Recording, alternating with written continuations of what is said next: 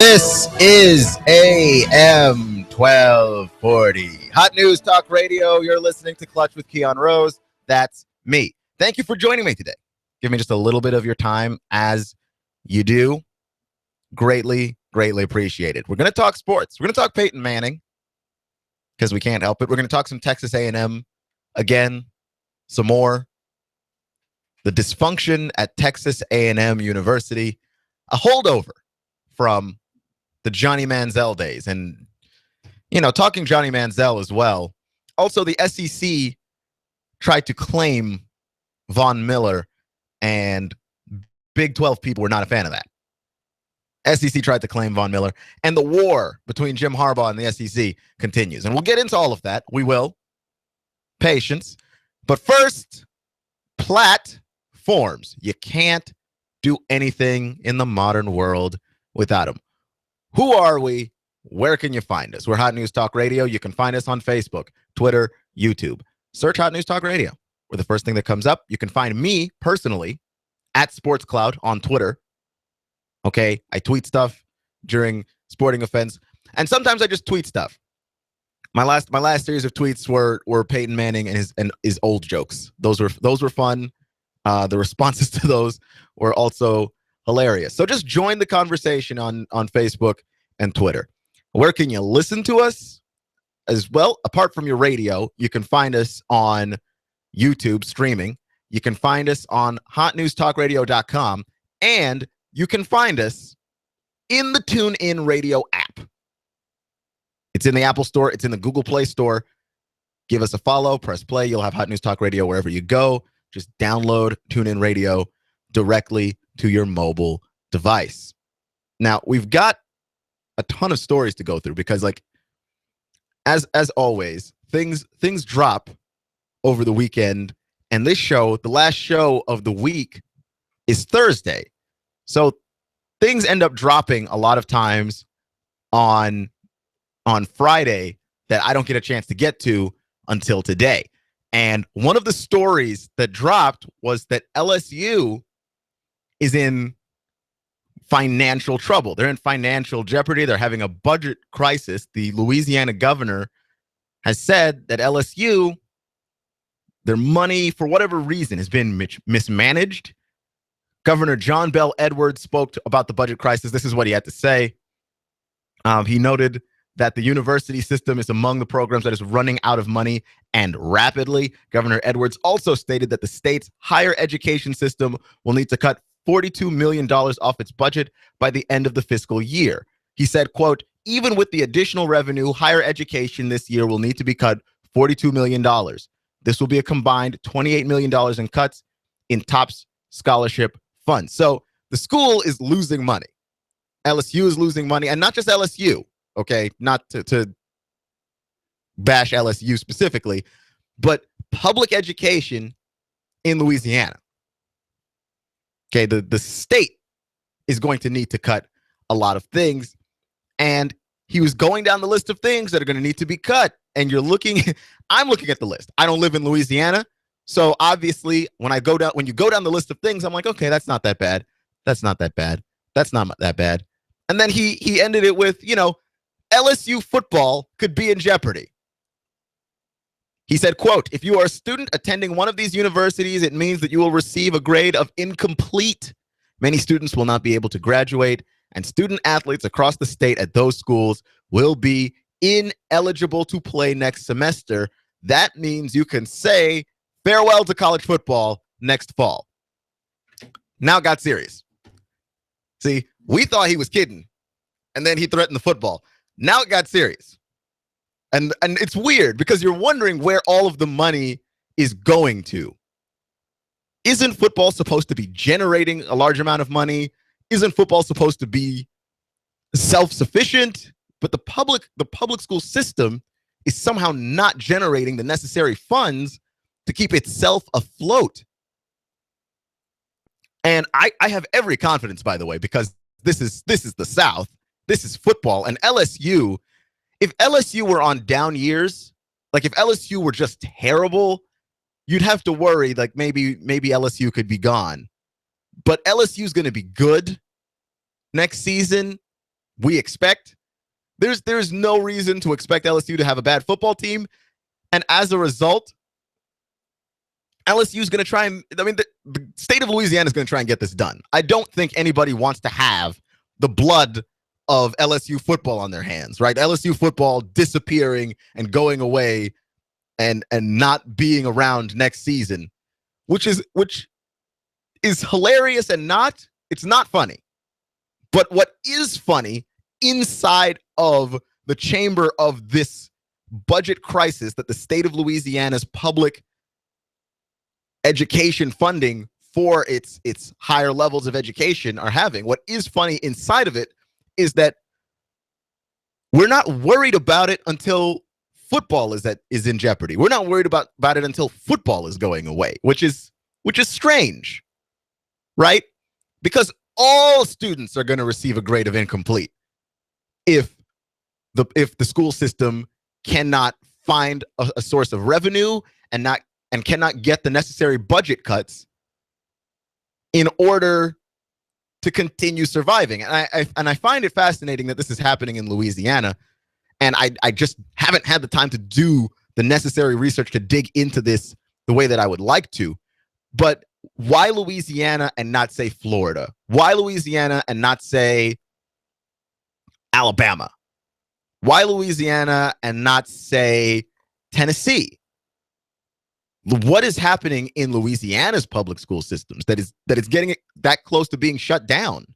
That the governor has to come out and say, we don't have the funds, and if we don't trim the fat to the tune of $42 million, we don't have school. And for those of you who think that this is not a big deal, ergo, we don't have football either. I don't know necessarily what went wrong, and you're a school and you're a booster giving money to the school, especially one of the boosters for sports, right? Like you're a big fan of the football team, you're an alum of LSU, and you're giving money back. You're like, what are we giving you money for? How are you losing all of this money? And with what we're giving you, like, that's not even making a dent. So that is an interesting story. That as that unfolds, how does that affect recruiting down the road? How does that reflect, gosh, so many other things down the road for LSU? And this season, I mean, LSU could open up the season, in the top 10 in the AP poll. And you're looking at this situation. So there's no way this doesn't get done. I don't think that there's anything ultimately to worry about. But I think the thing to worry about is it took us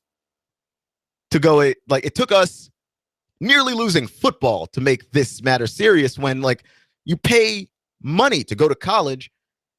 If a student is not an athlete, his incomplete should be as important to us. His incomplete grade that he's going to get because the school is going to shut down should be as important to us as a football player's. And it's not.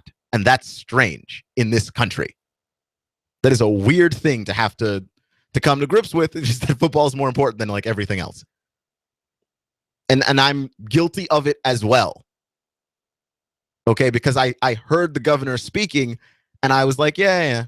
I was listening to Russillo and Cannell on ESPN Radio, and they did a really, I think Danny Cannell, who everybody hates because he's kind of a troll, but he had a really good example about the movie Airplane, where the captain is on the loudspeaker, and he's talking about all the different things that are wrong with the plane. Like, yeah, we're missing an engine. He's going down all the list of these terrible things on the plane. And everyone's like, yeah, no, I guess that's bad, but that's not the worst thing ever. And then the captain goes, and we're out of coffee. And then everybody just starts to panic. Like, I couldn't think of a better example than that. Like, that's such a great example. You're going down these things, and they're all serious. Students are going to have a grade of incomplete. We're going to shut down the university hospital. We're going to be shutting down all of these things. And everyone's like, yeah. And then he said, also, you can say farewell to football. And everybody just lost it. Just up in arms. Couldn't believe it, and I just find that so weird and fascinating that's our reaction to this stuff, is to bat off the things of reality but then you bring sports into it, and that's when it gets serious. It's weird. Okay, you have to agree with me on that one. That is not a normal thing in a society. Football has overtaken real life. This is AM 1240, Hot News Talk Radio. You're listening to Clutch with Keon Rose. I'm Keon Rose, and I am poking a little bit of criticism at football, all the while hosting a show that in part exists because of football. So I do understand, obviously, what it is that I'm talking about here. I'm still going to stand by my thing, which is that it's weird that football is more important than real life. But here's the thing. There are many other cases where football isn't more important than real life. And one of those things is when it comes to domestic abuse, when it comes to rape, and we have a story that's coming out. And to me, this is strange because I've known about this story for a while. The story about Peyton Manning and his sexual, it was a sexual assault case against Peyton Manning that Peyton Manning basically settled out of court and had the story buried. And I think that his case happened at just the right time to where he didn't have to deal with social media. There wasn't Twitter when this happened. There wasn't Facebook when this happened. I mean, there wasn't even MySpace when this happened. I mean, all of the social media things that we know did not exist when Peyton Manning was accused of this sexual assault, which is that he basically put his bare backside on a female trainer. And I mean, she wasn't just some trainer. You know, she had a doctorate in physical therapy, all of those things. And it's a lawsuit that's coming up, a Title IX lawsuit that multiple Jane Doe plaintiffs are creating against the University of Tennessee, which is why this whole story with Peyton Manning has now come back around full circle. And it's interesting that it's coming around exactly at the end of Peyton's career. This is a story that should have been a huge story at the very beginning of Peyton Manning's career. But he did a really good job of getting the story buried, which was easier to do back then. It's not like you have to go out there and spin the story the wrong way. But Peyton Manning had the story buried, and then he had to resettle again because part of the original settlement of the case that he settled out of court was that he couldn't mention the case or anyone involved. Peyton Manning was on ESPN in the mid-2000s, and he was being interviewed about it, mentioned both the case and the girl, the female trainer, and basically said some things about her being a liar and some other things about her that just weren't nice and good. And of course, because that being a violation of the original settlement, had to resettle. So, I mean, this is important enough and this is big enough that Peyton doesn't want to have to deal with it, okay? Here's the thing. Every time you mention sexual assault and Peyton Manning, you're going to have to say allegedly. It never got proven in a court of law because he settled it outside of court. And as long as that is an alleged, you cannot with absolute certainty say, at least not like on the air, that this is something that he definitely did. Okay? And so if you're wondering why this case is coming back up, it's not just a random smear campaign, because there were other things cited against the University of Tennessee that basically these plaintiffs, the Jane Does involved, believe that the University of Tennessee has created an atmosphere of sexual violence and sexual hostility towards female students. And the female trainer was one of the incidents cited. There were a few other incidents cited as well, and including having the rapper Lil Jon on campus because he raps about violence against women. I don't know what Lil Jon raps about, actually, because he hasn't been relevant in a decade, I want to say, decade and change. So there's that. I don't know. And even when he was, I just wasn't that's just not the music that I listen to. So I have no idea. But that seems a little weird to tack on there, that a rapper showed up to the campus And so that is also proof of sexual hostility. I think that that's a little too far. But I definitely don't think that the case that they cited with Peyton is too far. And I think that Peyton's got this very golden boy image that he's built, that he's gone from he's being a little quirky, being a little odd, and then he's become friendly dad. Like, that's the character that Peyton plays in every commercial that he's in. He's friendly dad type character. The Nationwide commercials where he's just humming all those different things. The Papa John's commercial where the only way to play alongside Papa John in a commercial is to be friendly dad, because Papa John doesn't come across as a guy with a personality of his own. So, Peyton's that guy. The way Peyton, Peyton, I actually told Sam Blevins, who's going to be showing up here on Wednesday. He's going to call into the show. We're going to talk some NASCAR here on AM 1240 Hot News Talk Radio, home of NASCAR. We're going to talk some NASCAR, but Sam is like the biggest Tennessee fan I know. One of the biggest. And he didn't know that. Huge Peyton fan, huge Tennessee fan. He didn't know about the case. That's how well it got buried. Like, there's a lot of Tennessee fans that this is news to many of them. And it's interesting in as much as the allegations seem to be surfacing at a time where Peyton has an option. Peyton can choose to play football some more, in which case this story will continue to live and have life. If Peyton retires, this story really doesn't become relevant anymore. He's Super Bowl champion, and now he's gone. And unless someone is coming to arrest him, which they're not, and unless someone is coming to sue him some more, which they're not, because this is a lawsuit against the university, this story does die right there. Okay? Even his HGH story, where people are talking about Peyton Manning possibly using steroids, human growth hormone, to help him recover from pick an injury that he has, because he's got all of them. Pick an injury. Even that story dies if Peyton retires. But at this particular moment, that image that Peyton has built of himself for us to see, of him being this nice, kind of swell, friendly, down-to-earth guy, could shatter. And by the way, that's not to say that he's not any of those things. We don't know him personally, but that's what branding is. Like, you feel like you know Peyton. And the reason why these stories always make me sick is because we turn on athletes when they don't have the image that we think that they ought to have, or we think that they had. We never knew them as people. How can we feel betrayed by Tiger Woods cheating on his wife? We never knew Tiger. That was clearly part of his personality all along, because, the list of women that he cheated on his wife with is not like a one-night stand situation. Like, it was a list. It was a list, okay? It was a very long list. So with Tiger, people turned on him in a way that didn't make any sense, because, like, I like Tiger the golfer. Tiger the person, I don't know.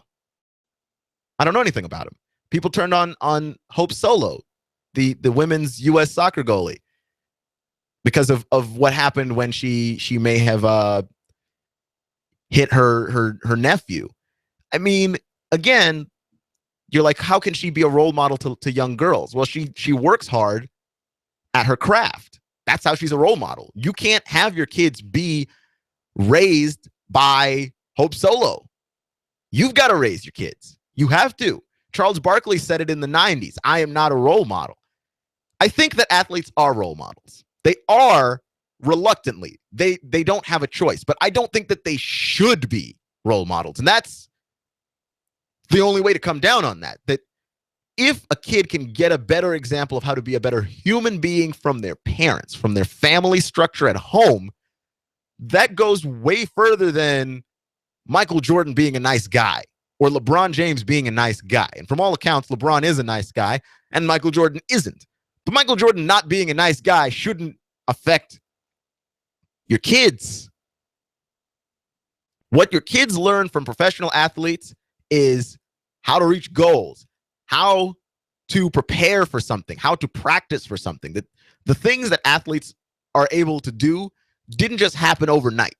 Okay? There's a lot of film study. There's a lot of time in the weight room. There's a lot of time going over and over and over a play. It takes hours of your life working on your craft, whether that's athleticism, music, business, what have you.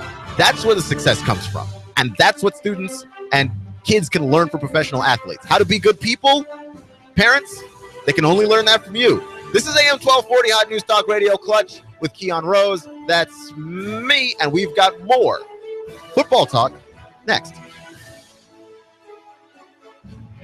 I'm blowing everything up. We're starting over.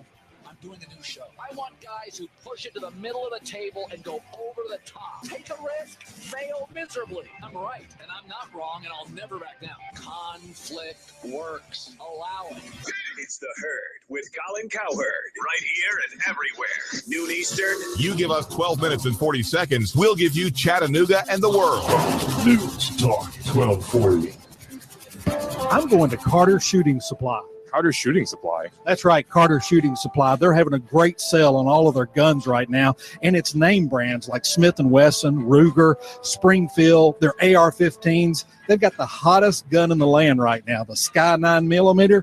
Man, it comes in all the cool colors. If you're an Alabama fan, they've got crimson. If you're a big orange fan, they've got an orange one. You know, all the women are loving the pink one and Tiffany blue. Plus, it has a lifetime warranty replacement. If the gun is stolen, all you need is your police report or receipt, and they'll replace it free. It has a 60-day full money-back guarantee. That's Carter Shooting Supply. They're in Harrison right there at 6210 Highway 58. Are they online? Yes, they are. It's cartershootingsupply.com, or give them a call, 423-344-1099. Now, this sale's not going to last too long, so you need to hurry up and get there. And they do have a great indoor shooting facility. You can get your Tennessee handgun carry permit also. That's Carter Shooting Supply, 423-344-1099.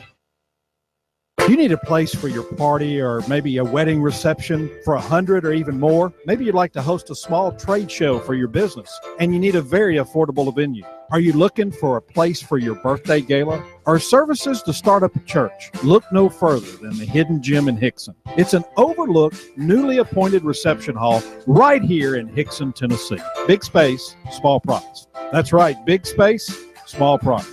Call Mr. Chu and ask for a tour. 316-7388. That's 423-316-7388. He'll tell you a lot more about the venue. Rent this venue today. Just call 423-316-7388 and ask for Mr. Chu. Hello, I'm Mike Little, candidate for criminal court judge with 25 years of criminal court experience, which makes me the most qualified candidate. The experience I have gained from handling over 4,000 cases in state and federal court has equipped me with the ability to be fair, impartial, and independent. As your next criminal court judge, I will focus on keeping Hamilton County safe. I view this position as a public service and will strive to improve the daily operation of the court. I humbly ask for your trust and vote in the March 1st Republican primary. Paid for by the committee to elect Mike Little. Barry Abbott, treasurer. Cloudy, wet, and chilly weather continues through the nighttime with areas of rain slowly diminishing after midnight, lows upper 30s. For Tuesday, some clouds, could see a few late showers, highs lower 50s. Drier for the midweek, though, highs lower 50s Wednesday with a nice warm-up by Thursday and Friday. This forecast is brought to you by Hamilton Medical Center in Dalton, named by CareChex as the #1 hospital for cardiac care in the Northwest Georgia and Chattanooga region. And I'm 1412 Chief Meteorologist Patrick Core. On AM 1240 Hot News Talk Radio. When the weather turns bad, turn to AM 1240 Hot News Talk Radio. On the net, hotnewstalkradio.com. Follow us on Twitter, YouTube, and Facebook. From the Hot News Talk Radio Weather Center. Chattanooga, we've got you covered. When the weather turns bad, the Tennessee Valley turns to Hot News Talk Radio. Go, go, go, go, go, go. You give us 12 minutes and 40 seconds, we'll give you Chattanooga and the world. News Talk 1240. AM 1240 Hot News Talk Radio with your Hot News Now update. 4 Hamilton County school administrators are testifying in the Ottawa assault case this morning. The preliminary hearing went underway for basketball coach Andre Montgomery, assistant coach Carl Williams, and athletic director Jesse Nadley. They're charged with failing to report the rape to proper authorities in the Ottawa rape case. Testifying are Superintendent Rick Smith, Assistant Superintendent Dr. Lee McDade, Secondary Operations Director Steve Holmes, and Ottawa High School Principal Jim Jarvis. They are testifying on behalf of the state. Cleveland police have responded to about 40 incidents of property vandalism this weekend, starting at about 6 a.m. Saturday morning. Apparently, people are throwing rocks through car windshields and even into people's living rooms. Police are still looking for suspects. And a couple in a small fixed-wing aircraft made an emergency landing on Highway 27 just north of Dayton. They were going from Pigeon Forge to Winchester when they had an engine failure at 5,500 feet. They made a successful emergency landing, and everyone is safe. If it's going on in the Tennessee Valley, it's going on Hot News Talk Radio. Hot News Talk 1240.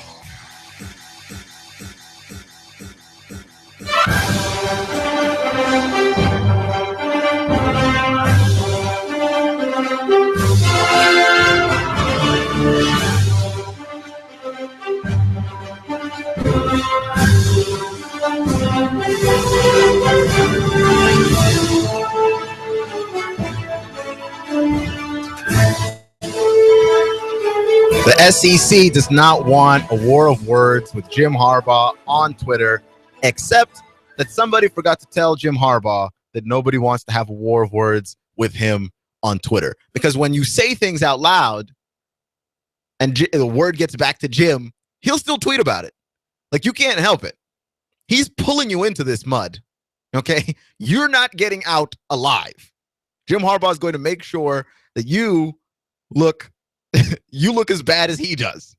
Because Jim Harbaugh doesn't care about the public perception of him. That part of that is why he got run out of San Francisco in the first place with the 49ers job, was that Jim did not end up looking, at least inside of that building, he didn't end up looking better than Trent Baalke, the general manager. And of the two guys who got run, as bad as San Francisco looked last year, Jim Harbaugh looked like he should have been the guy that got kept. He got fired. Baalke sticks around, but Jim sometimes just looks bad. Like, and he doesn't care. Like, if there are rules, he works his way around it. He skirts it. People have problem with satellite camps. He can't take a picture with recruits, so he takes a picture in front of recruits. It's weird that he goes on sleepovers with kids that he's recruiting to Michigan, but he doesn't care. He goes on the sleepovers. Like, Jim Harbaugh literally doesn't care. If it ends with W's, he doesn't care. And there is something respectful about that. Like, there is just something to admire about that. And so now the SEC and the SEC commissioner, they don't want to do this whole thing with Jim Harbaugh where he comes down to Florida during spring break. They don't want him to come down to Florida. Okay? They're saying that it's a matter of ethics and that kids should be able to have their spring break off. They shouldn't be practicing during spring break. There's nothing that says that they can't, but they shouldn't be, is the SEC stance on that. And that's why they don't want him down in Florida, except that everyone that can think, that anyone you just become cynical watching lots of college football. Like, we know this is about recruiting. You just don't want Jim Harbaugh down in the South during a time he's not really supposed to be there, affecting kids in your area. Like, okay, now some kid in Florida that might have gone to Georgia is looking at Michigan Wolverines football. Some kid in Florida that might go and be a Gator is looking at Wolverines football. And that might have some kind of impact on him when Harbaugh comes back down later to ask him if he'd like to be a Wolverine. And I mean, it's obvious. And there's nothing wrong with saying that. Like, I think that that's an unfair recruiting advantage. If that was the SEC stance, you could respect it, but you can't respect it because they're saying it's got nothing to do with recruiting. So first off, he says that he doesn't want to get into a war of words with Jim Harbaugh, the SEC commissioner. And then Greg Sankey is the SEC commissioner, by the way, doesn't want to get into a war of words with Jim Harbaugh. But of course, he's Jim Harbaugh. Jim Harbaugh does not care that you do not want to be in a war of words with him. Jim Harbaugh does as he pleases. Jim Harbaugh does whatever he wants. I'm not having it. I mean, so what, Stephen A? Tell it to Jim Harbaugh. Jim Harbaugh's having it. I'm not having it. He doesn't care. He doesn't care.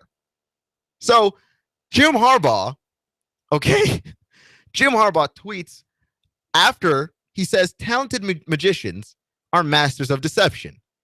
They divert attention with one hand to conceal and deceive with the other hand.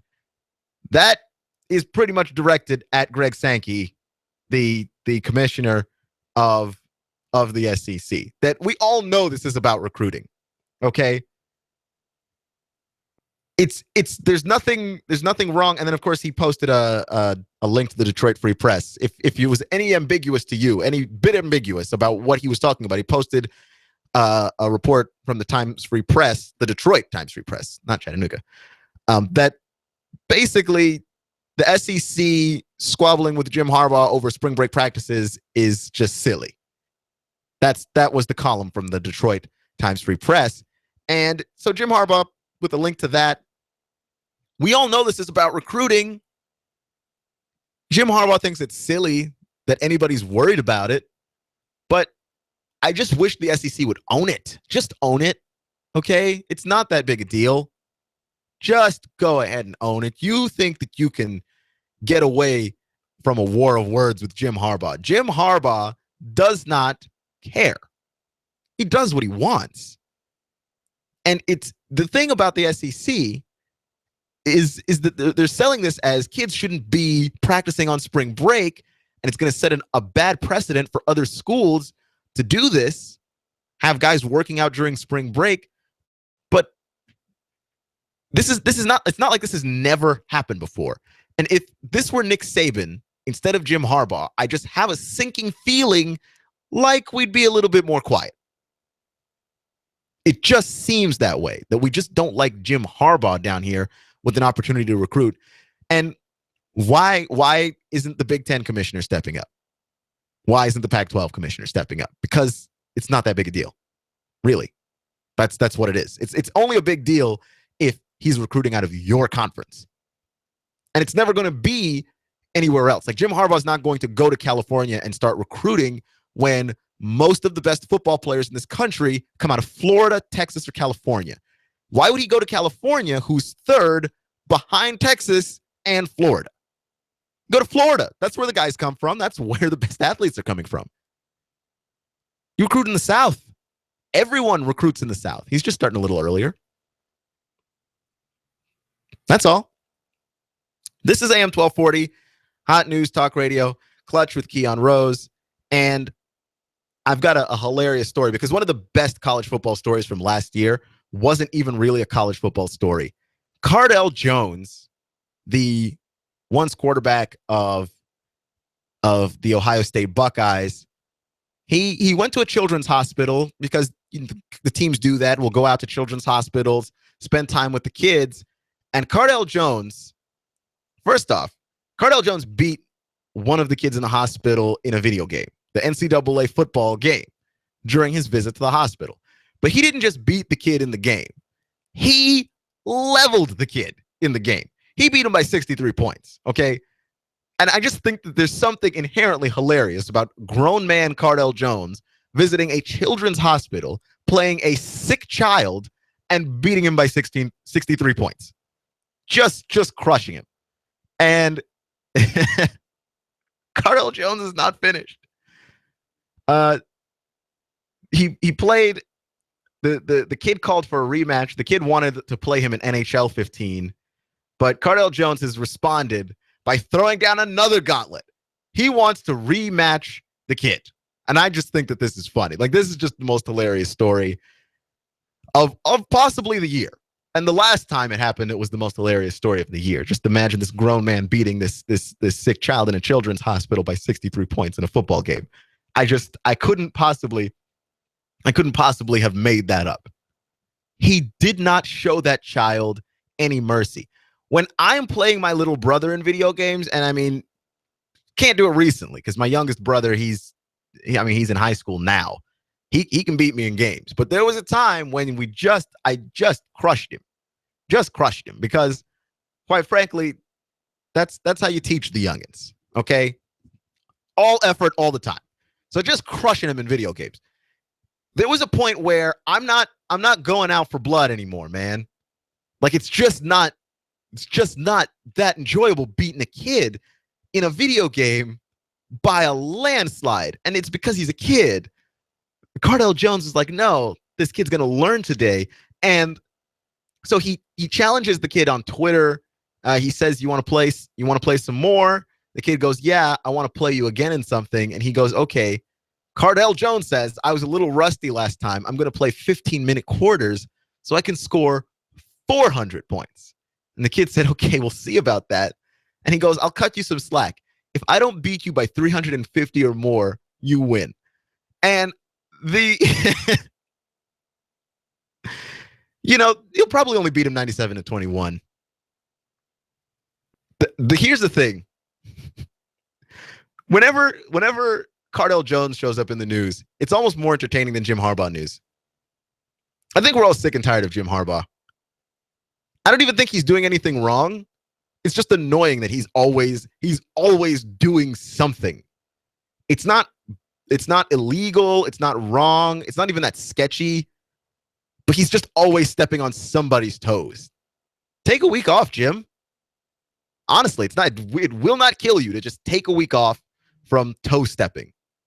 It's like the Dave Chappelle Charlie Murphy sketch where Charlie Murphy is talking about Prince. It's one of the Prince stories. And he's talking about how he's a habitual line stepper. Just some people like to step up to the line and then step on the line. And their pleasure is caused from the fact that by stepping on the line, everybody panics. I think Jim Harbaugh just enjoys upsetting all of us. But I like that when Cardell Jones shows up in the news, it's to beat a kid in a children's hospital very, very badly at a video game. I'm okay with that. That is news that I can wrap my mind around. Okay, I can do that. Whatever that is. He threatened to beat a child in a video game by 350 points, which it's not impossible to do, okay? But give the kid some credit. And my advice to that child, to the kid in the children's hospital, run out the clock, okay? Try and burn a lot of clock. Keep him off the field. This is just the breakdown of the game. You got to keep him off the field. Okay? Do your best. Do your best. So this past weekend was the NBA All-Star break. Okay? And the NBA All-Star break happens just a bit more than halfway through the season. It's a nice break in the season, a nice stopping point. And to just look back at the rest of the season that was, we're looking at a team in the Golden State Warriors that are doing something we've never seen anybody do. At this point in the season, nobody has had more wins at this point in the season than them. I'm not saying that they're going to take Michael Jordan and the 96 Bulls 72-game single-season record, but they're ahead of pace. They're ahead of pace. I think they're going to do it. 72 wins. There's no way to know. You've got to get lucky. You've got to stay healthy. But in terms of the Warriors, if they're healthy, why can't they take it? They're ahead of pace, and they do a thing that great teams do that you don't see happen a lot in the NBA. You beat teams that you're supposed to beat, and then you beat teams that you're not supposed to beat. Except with the Warriors, there's not a whole lot of teams that they're not supposed to beat.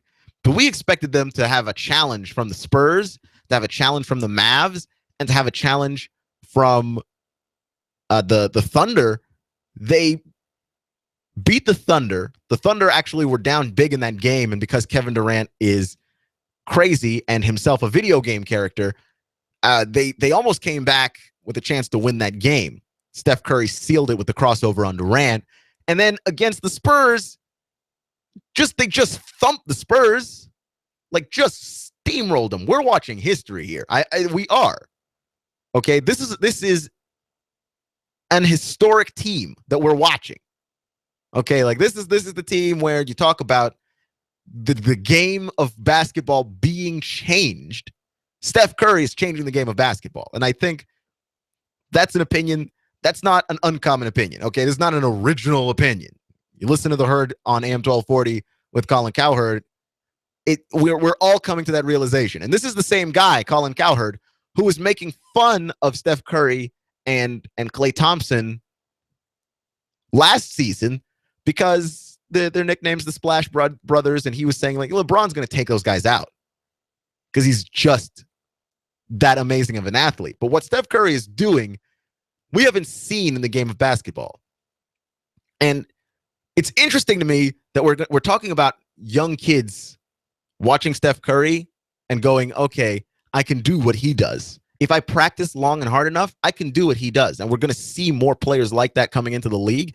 But I think we're seeing more players coming like that into the league already. Okay, when you look at guys with incredible handles, long distance shooting, and they make it look good and they make it look easy. I'm not saying that anyone is at Steph's level because there really isn't anybody that's that. But you've got guys like Damian Lillard, who he's got incredible handles too. I think he's a worse defender than Steph, but he's got the three ball as well. He's on a bit of a down season, but part of it too is that team is just missing a lot of pieces that it had last year.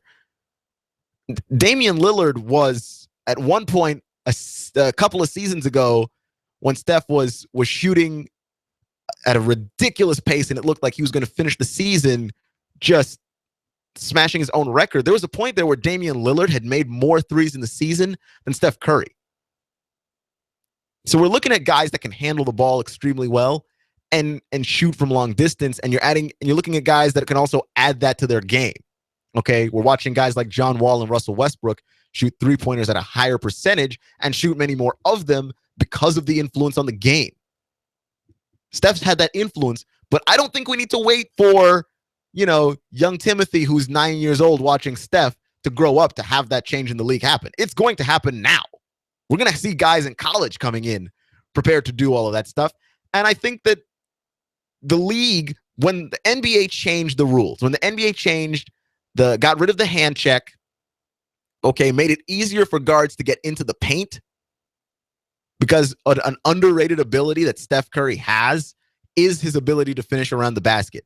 Steph Curry is finishing near 80% around the basket, which is incredible for a guy his size in the league. I mean, that's incredible.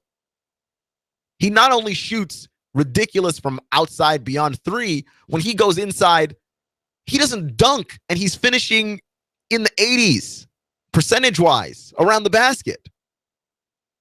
I mean, a guy that doesn't dunk at that size doing that, I mean, that's incredible. It really is. We are watching when the game of basketball looks very different in the future, and you're looking at your grandchildren and your great-grandchildren, you're going to tell them about the Golden State Warriors in 2015, 2016, because that was the year that the league broke. Steph Curry broke the NBA. The way that the game is being played from now on will forever be different. And when the league started changing, because it actually happened, the sea change really started when the Spurs just crushed the Heat and LeBron bounces from Miami back to Cleveland. When the Spurs beat the Heat in that, like, you're looking at the way that offense was running, it was beautiful. There was space. There was a lot of threes being taken and made, always looking for the open shooter. And it's ridiculous because when the Warriors hired Steve Kerr, they hired him with that kind of an offense in mind. Steve Kerr used to be a San Antonio Spur. Okay, and you're watching more offenses try and space out, try and get those open threes.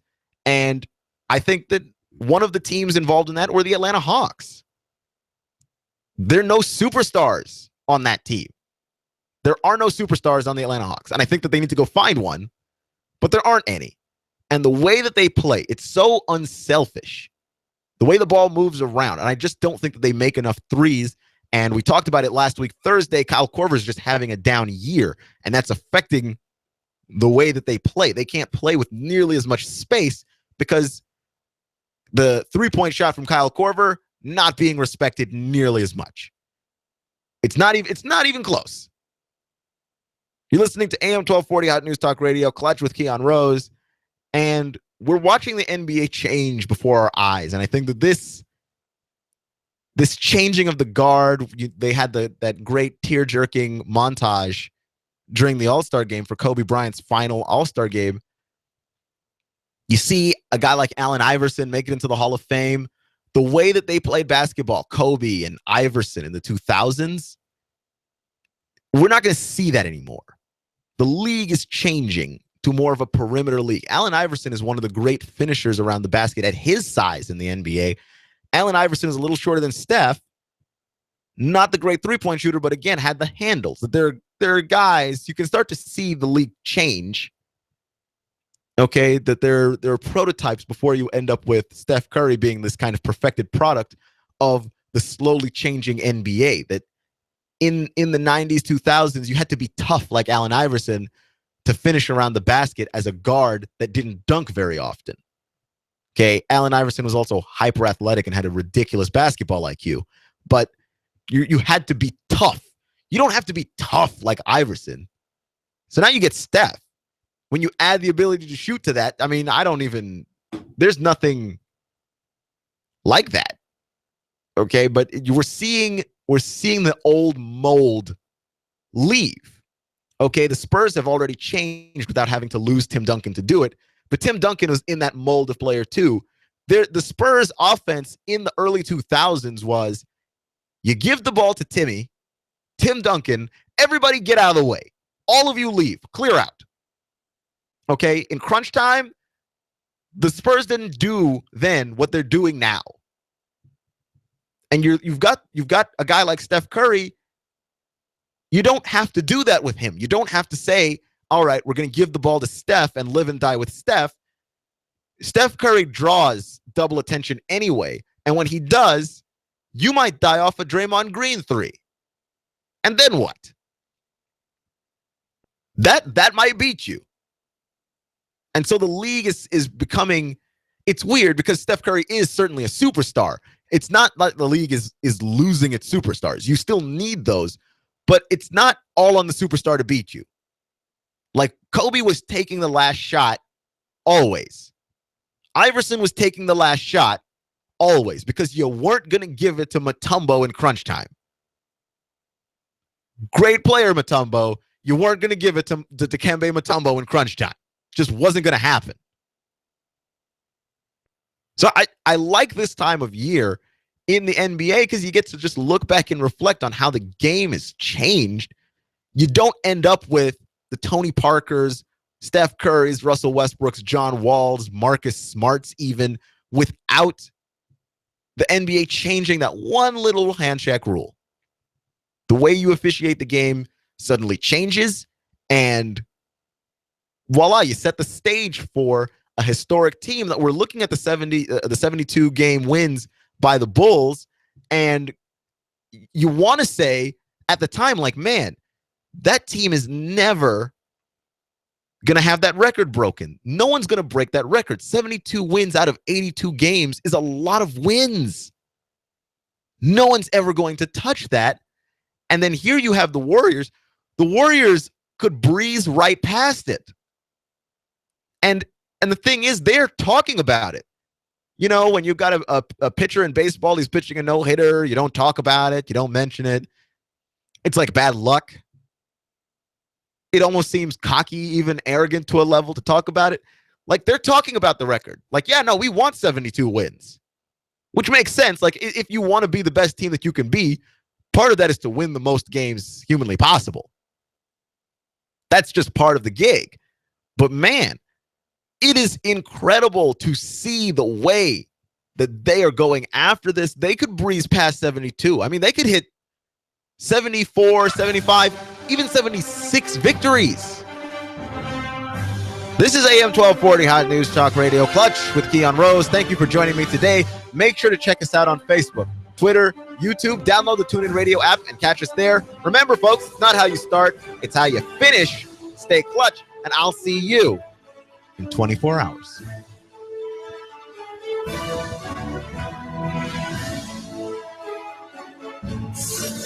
You give us 12 minutes and 40 seconds, we'll give you Chattanooga and the world. News Talk 1240. In the middle of our street. Hi, I'm Sabrina with Sabrina Realty Associates. Now is a great time to sell your home. In our area, inventory is at an all-time low, which translates into higher sales prices. Call us today at 423-499-7780 to set up a free consultation and discuss our unique and aggressive marketing programs. We will provide you with a free market analysis to determine the right value of your home. Call us today at 423-499-7780 or visit our website at SabrinaRealty.com.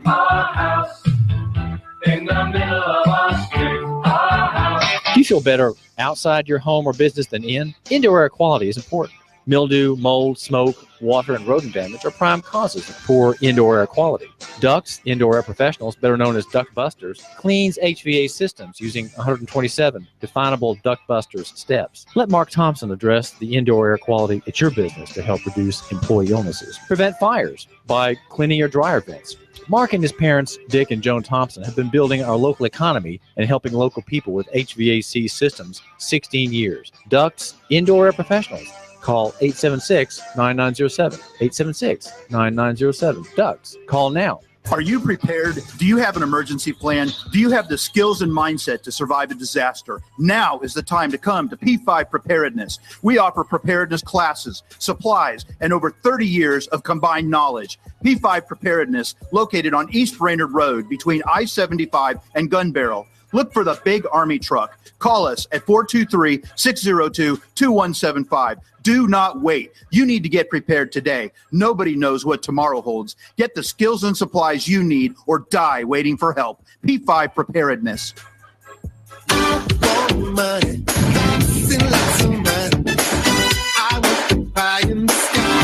On your signature, you can get $150,000. Can you believe that? $150,000 on your signature. Hi, I'm Bruce Krebs with the Entrepreneur Source. There's a program right now that you can get $150,000 on your signature with no pledge of collateral or personal guarantee. Call me at 423-875-5621 to learn more. 423-875-5621. You've been thinking about starting a business? Don't do it on your own. I have a proven track record for the last 13 years, a 96% success rate. I can guide you into a franchise where you will pay yourself through the startup phase with very low or little risk. Call me now. I'm Bruce Krebs at 423-875-5621. And make sure to listen to the Entrepreneur Hour